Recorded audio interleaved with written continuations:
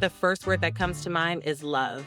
When I got here, I was only 19. So all of these women became my big sisters, my aunts. The love and support that I got from those women during that time, it carried on even after I wasn't performing with the Rockettes on stage. On the Rockette line, we supported each other with our arms behind each other's back. That was symbolic of how we held each other up in real life.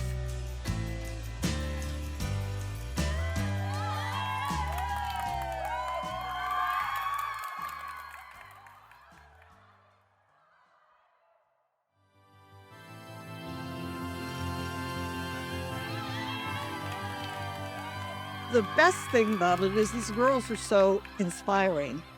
They make me want to tell them everything that happened in 1958 to 1970. There's a lot to tell. We love being Rockettes, and we worked very hard when we were tap dancers. We were never as glamorous and as wonderful as these new girls. That's the best part of it, watching the evolution of what a Radio City Rockette was and what it is now. We are strong, educated, beautiful women. They always have been. But just watching the evolution, even on stage, the types of costumes they wear, the type of movement they do now. I'm so proud to have done it when I did it, but I'm even more proud to say I was part of this legacy now. The Rockettes celebrating their 100th year is just such an amazing accomplishment, and they're such a part of the New York landscape. So being able to rename 6th Avenue to Rockettes Way is just an amazing part of this entire celebration this year. Here's to the next 100 years of high kicks, bright lights, and the rhythm of a city that never stops dancing. Congratulations. Rockettes Way. In terms of the sisterhood, you see it being built every day, especially in the front of the room, because you see how they work together to start dancing together more. It evolves differently with every line because every line and every year is slightly different. These people, they really do become your family. You know, they are the people who came to my wedding. They're the people who you, in a way, grow up with. So many have gone on to do amazing things, whether it's Broadway shows, television, doctors. They go on to do incredible work because they are hard workers right from the get-go at whatever they do, and they throw themselves into the work.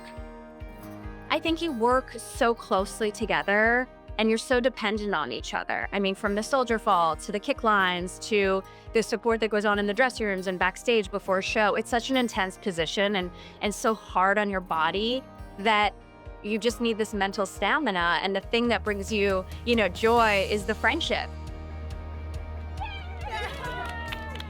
Being a Rockette absolutely set in motion the rest of my career. I only dreamed of being a Radio City Rockette. I never dreamed of being on TV or being on red carpets. I mean, I always loved Hollywood, but really dance was my window to that.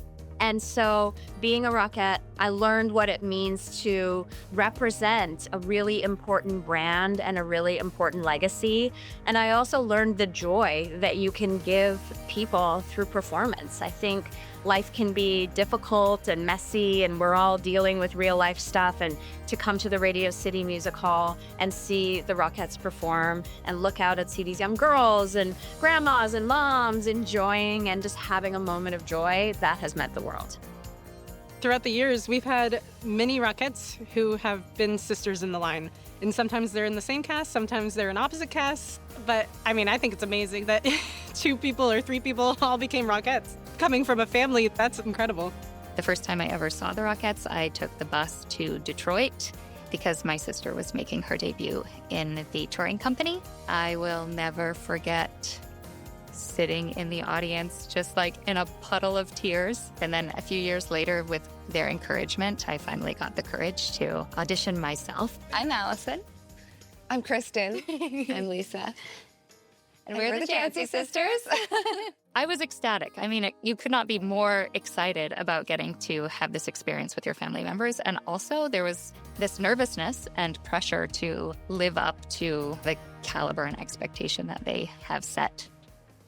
I have been working with the Broadway and touring company of Wicked since I left Radio City as a swing and as a dance captain and as an ensemble member. So I've held a lot of different positions within that company. I grew up inside Radio City. My mom was a Rockette. My dad played trumpet in the orchestra. My sister and I both went into audition, and we were told the same day. And then I thought, oh my, it was a little nerve-wracking. But I must say that there were many second-generation Rockettes, so there were other sisters that were there at Radio City before us. I'm very proud of it. To be a part of that is really, really something. Hi, I'm Emily Sears, and I'm a current resident physician at NYU's Physical Medicine and Rehabilitation Residency Program. Being part of this legacy has definitely formed my life and given me a lot of opportunities that I'm not sure I would have had otherwise. You know, it makes my story compelling. Medicine is very much an endurance endeavor, I would say. It's a lot of learning. It's a lot of volume. There's a lot of parallels, but I will say out of all of the accomplishments in my life, nothing feels quite the same as being on stage. I think just the discipline that is inherently a part of the Rockettes is something that I've taken with me in every single thing I've done, whether it's dancing again, dancing on Broadway, or doing Dancing with the Stars, or doing film and TV. Just learning that respect in a rehearsal and while you are, you know, at a job atmosphere is just something that has stayed with me and I think is highly respected in the workplace.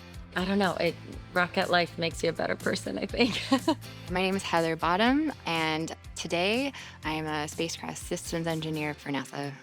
As a dancer, you constantly have to remember the steps really quickly, feel it in your body, like know exactly where your pinky and your thumb have to go. So now when I talk to my colleagues and my coworkers, I find that I pick up on behaviors of different spacecraft subsystems very quickly. The spacecraft to me is like a dancer's body, and I just have to figure out how to choreograph all the pieces to fit together. It's definitely something I've taken away from the dancing experience. My most fun I get from it is that it's still like on my work resume at the very bottom. So it's like work experience, and I have this whole great thing, and then at the very bottom it's like Rockettes, and some people pick up on it and they're like, what are you talking about? You know, yeah, that's right. What I'm really looking forward to is meeting some of the older Rockettes, right? So I'm midway in my life, and I'm really looking forward to kind of seeing and meeting some people that are even older generation than I am and kind of learning their story and where their branches have gone to, because I don't know where I'm gonna be in 10 or 20 years, but it's just really nice to kind of, you know, see where everything goes and where life takes you and how everybody kind of does different things. So I think, yeah, I'm most excited to see kind of the older generation of Rockettes particularly. Happy 100 Rockettes! This is so exciting!